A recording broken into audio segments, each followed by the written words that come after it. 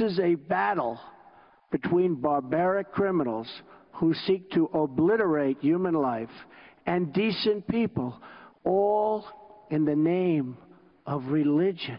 We're having a lot of vote here. So you had another story wrong. Never mentioned the word Israel.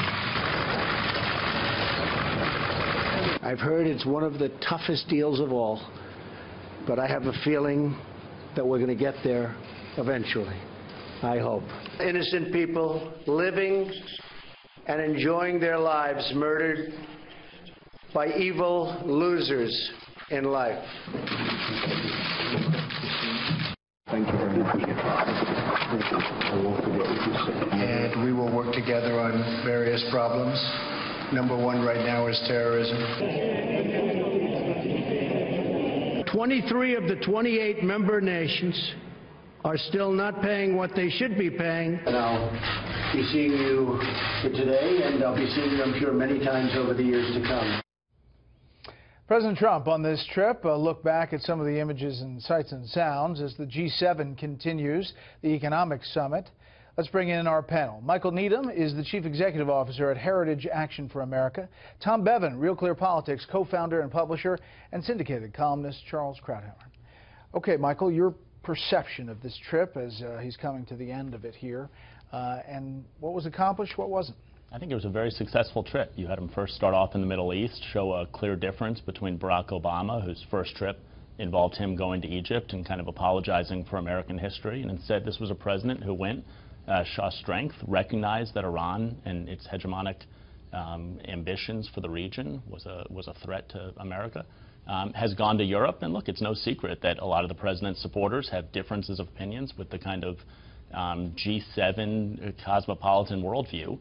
And some of those things came up with regards to trade, the Paris climate protocols. And so I think this was a successful trip of Trump being Trump and really laying out a strong path forward for America. There were, Tom, two sides to this trip. The beginning with Saudi Arabia, Israel, and the Pope. And then, obviously, these European leaders probably are more aligned with Barack Obama than they are Donald Trump. But some hard messages were delivered. Yeah, exactly. Definitely the latter part of the trip was the tougher part, the bumpier part. You had that flap with Theresa May in the UK over the intel, which I think Trump sufficiently patched up.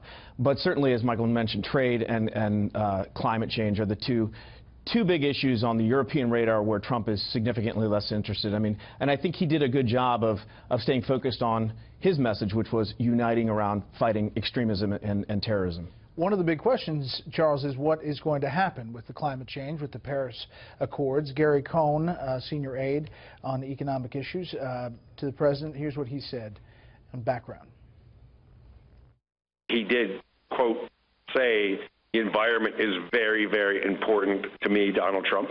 I care a lot about the environment. He talked about environmental awards that he has received in the past, so he didn't want anyone to think that he didn't care about the environment. I think his views are evolving, and he came here to learn, and he came here to get smarter. He came here to hear people's world leaders' views, some of which have been involved with the Paris Agreement for many, many years. His basis for decision ultimately is going to be what's best for the United States. Obviously on the record, but off camera, Charles. Look, I don't think there's going to be a great decision on climate change. He may or may not. I'm not sure that it's going to matter very much. Climate change accord is extremely weak, doesn't have any enforcement. If we're in it or out of it, I think it's a marginal difference. Everybody knows that we are not where the Europeans are. I thought overall the trip was very strong at the beginning because it sent a message to Iran that the 8 years of appeasement are over, and not only is it America that has now a new policy, but it looks as if Trump has rallied the Sunni Arabs with Saudi Arabia on that policy, and that is extremely important, a message to the Middle East. I thought the European part was a disaster, the speech in NATO, and not because of the scolding and the paying the dues. That's okay. The Europeans deserve a scolding. This has been a 50-year complaint. But because the world was waiting for Trump to say, I support Article 5. That was the purpose of the visit, and he wouldn't say it. And that omission, I think, is going to have a lot of repercussions, weakening NATO unity over time. And it's really hard to understand why he didn't say it. He was speaking at NATO in front of the Article 5 memorial. He talked about 9/11. Do you think that it's not that the U.S. is not going to live up to Article 5? The point is, what do the Russians think? What do the Estonians think? Every president since Truman has declared fealty to an attack on one is an attack on all. And precisely because he was standing in front of the wall, because that 9/11 was the only time the article has been invoked, and it was invoked in support of us by our European allies. That was the point of the ceremony. So it is exactly the kind of place and time and occasion for a president who has been skeptical of NATO, called it obsolete, called into question our coming to the aid of the others, to have simply said we support Article 5 as we have ever since the late 1940s. He didn't do it. The omission was a statement. Michael, what has not happened on this trip a lot is tweets. We haven't seen a lot of tweets, very few, and the president's been busy. He is going to head back eventually to a White House that has been under siege with leaks of different things. The latest is that Jared Kushner is at least someone that the FBI is looking at, and some of his connections. The Kushner statement, Mr. Kushner previously volunteered to share with Congress what he knows about these meetings with the Russians. He will do the same if he's contacted in connection with any other inquiry, saying through his attorney that that has not happened. But heading back to this environment. Yeah, look, I think, over the months and years that are going forward, this is going to keep coming up. There will be distractions. There will be news stories around the Russia probe, around what former Director Mueller's investigation will lead. Jared Kushner said he's happy to testify before the Senate. He said he's happy to participate in this investigation. So I'm not sure that there's much of a story here other than it's a distraction from everything else that is going on.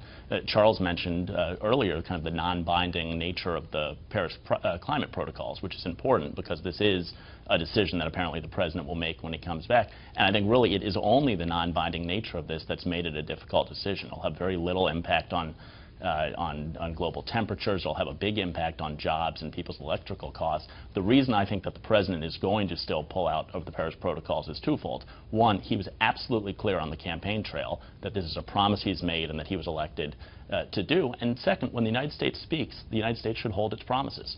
And if we stay in the Paris protocols, we shouldn't rely on the fact that they're non-binding. We should pull out. And I think that because the president knows from a policy standpoint pulling out is the right decision, I think he'll follow through in the spirit of keeping that campaign promise and keeping America's promises to the world.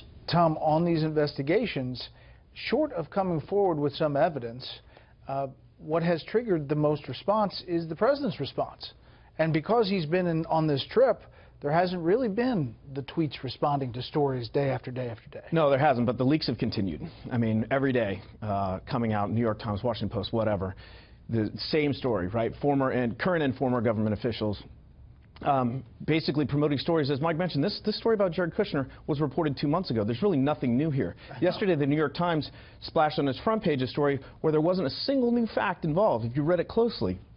And yet it's still front page news, and that's something the administration is going to have to deal with. I agree. There's no news here. Kushner is going to be questioned. He knows things. There's no indication he's a subject. There's no indication he's a target. There is no even allegation he did anything improper. So what's the story here? Why is it on the front page?